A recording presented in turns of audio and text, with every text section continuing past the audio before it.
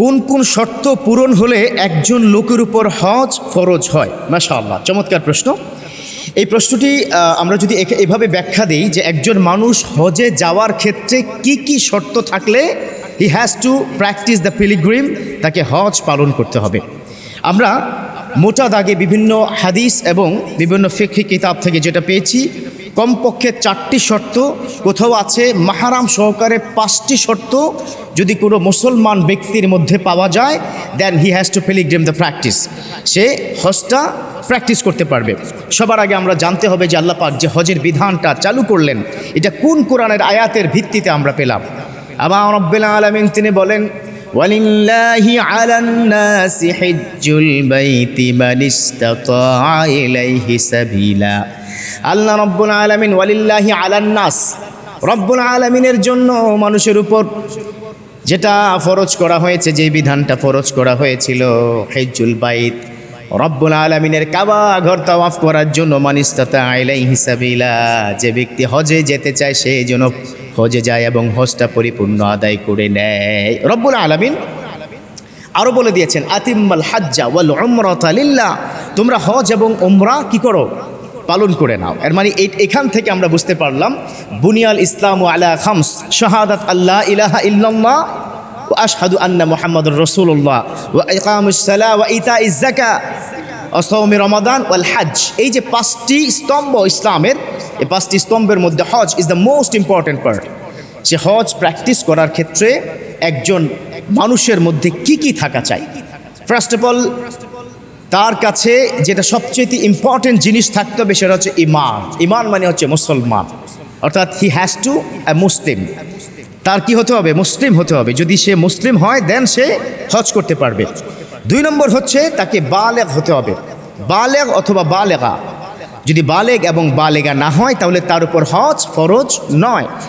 3 নম্বর হচ্ছে তার আকেল থাকতে হবে, তার বুদ্ধিমান ব্রেন, সুস্থ মস্তিষ্ক তার থাকতে হবে। যে পাগল ব্যক্তি তার উপর হজ ফরজ নয়। 4 নম্বর হচ্ছে আর্থিক সক্ষমতা, শারীরিক সক্ষমতা। নিশ্চয়ই আমরা সবাই জানি ইবাদত হচ্ছে 3 ধরনের। কয় ধরনের বলেন? কয় ধরনের?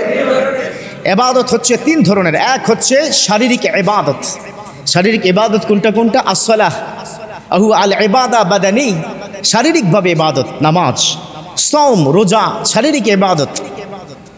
কিন্তু ইবাদতে আরেকটা আছে মালি, অর্থাৎ সম্পদের ইবাদত। সম্পদ দিয়ে ইবাদত করা যায়, অর্থ সম্পদ দিয়ে আপনি ইবাদত করতে পারতেন। আর সেটা হচ্ছে কি বলুন তো? জাকাত। ইবাদতে মালি কি? জাকাত। জাকাত আদায় করে সম্পদের মাধ্যমে, অর্থাৎ সম্পদ দিয়েও কিন্তু ইবাদত করা যায়। আরেকটা হচ্ছে আল ইবাদাহ ওয়া হুয়া বাদানি মাল মাল, যেটা শারীরিক এবং আর্থিকভাবে দুইটা সমন্বয় যে ইবাদত করা হয় সেটাই হচ্ছে হজ। কথা কি বোঝা গেছে? সেটা হচ্ছে হজ। তাহলে আমরা হজ যেটা পেলাম, শারীরিক এবং আর্থিক, যার মধ্যে সক্ষমতা থাকবে তিনি হজে যাবে। 5 number is the most important. বর্তমান সময়ে 5ম নম্বর নিয়ে ব্যাপক পরিমাণ চক্রান্ত হচ্ছে, আর সেটা হচ্ছে মাহরাম ছাড়াই হজে যাওয়া যায়। বলেন নাউজুবিল্লাহ। এর মানে কি? মাহরাম ছাড়া কি হজে যাওয়া যাবে? যাওয়া যাবে না। মাহরাম ছাড়া হজে যাওয়া যাবে না। It's the most important condition. আপনার আপন ভাই, আপন বাবা, আপন সন্তান, এই আপন যারা রয়েছে এদেরকে নিয়ে মাহরাম সাথে করে আপনাকে হজ করতে হবে। তবে সৌদি সরকার একটা সুযোগ দিয়েছে, সেটা হচ্ছে যারা উমরা করবে, উমরাকারীরা চাইলেও গ্রুপের সাথে ওই মহিলারা উমরা করতে যেতে পারবে। কিন্তু হজের জন্য কন্ডিশন হচ্ছে তাকে অবশ্যই মাহরাম সহকারে হজ করতে হবে। আমি আবার একটু স্মরণ করিয়ে দিতে চাই, সেটা হচ্ছে বিশ্বনবী তিনি বলেছেন, ইয়া আইয়ুহান নাস আন্নাল্লাহা কুতিবা আলাইকুমুল হাজ্জা ফাহাজ্জু। ও আমার মানব সকল, ও আমার সাহাবারা, আল্লাহ পাক তোমাদের উপর হজ ফরজ করেছেন, তোমরা হজ আদায় করো। আর সে হজ আদায় করতে হলে শর্ত কয়টা বলুন? শর্ত কয়টা? 5টা। শর্ত কয়টা? 5টা। এই 5টা শর্তের মধ্যে 1 নম্বর তার হচ্ছে মুসলিম হতে হবে। নাম্বার 2 হচ্ছে তাকে বালেগ বা বালেগা হতে হবে। নাম্বার 3 হচ্ছে আকেল বা আকেলা হতে হবে। নাম্বার 4 হচ্ছে শারীরিক এবং আর্থিক সক্ষমতা থাকতে হবে। নাম্বার 5 হচ্ছে মাহরাম সহকারে মহিলারা হজে যাবে। আল্লাহ পাক এই শর্তগুলো পূর্ণ করে আমরা যেন হজে যেতে পারি, আল্লাহ পাক আমাদের সকলকে তৌফিক দান করুক। সবাই পড়ি আমিন।